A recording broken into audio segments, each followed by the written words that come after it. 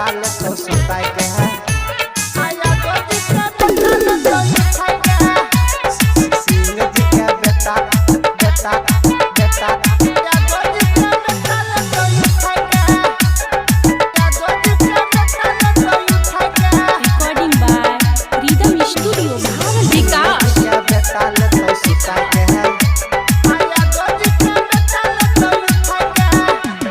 सुने के बंगाल वाली नचे हाली देवो 500-2000 खाली सुने के बंगाल वाली नचे हाली देवो 500-2000 खाली के छौरी सिंह जी के बेटा ले तो सुताई के है आया गोदी के बेटा ले तो उठाई के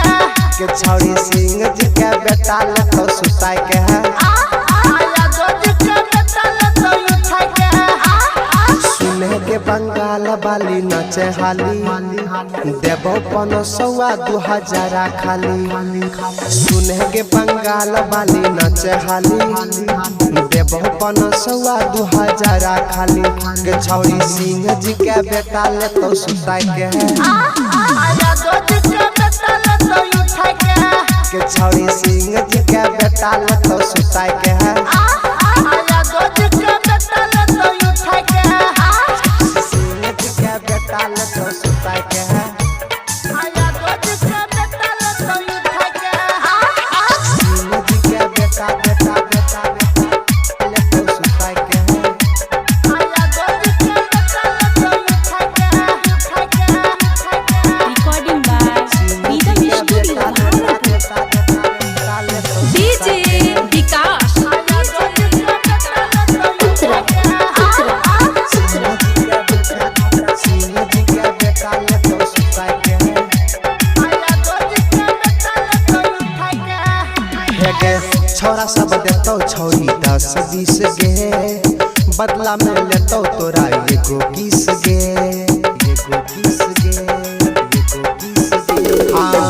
डीजे वाला देतो 10-20 गे बदला में लेतो छौरी एगो किस गे मुखिया विधायक लेतो ससाई के है अवे फल के नौक छौरी भिड़ाई के है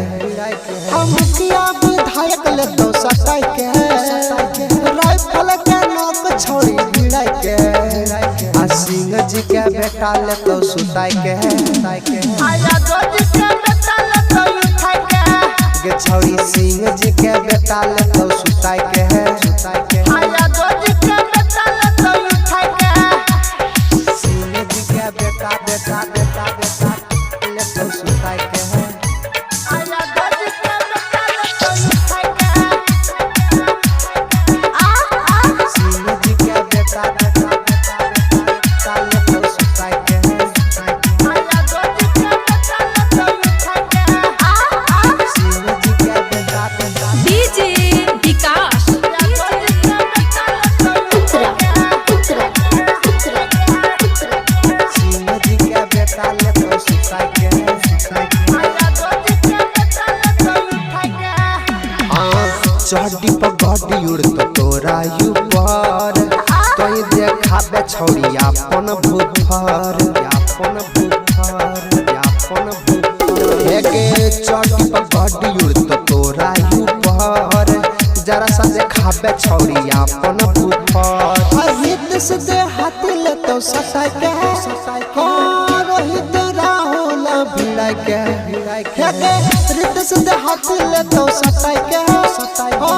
राहुल रोहित भिड़ाई के आ सिंह जी के बेटा ले तो सुताई के आया गोदी के बेटा ले तो उठाई के गे छौरी सिंह जी के बेटा ले तो सुताई के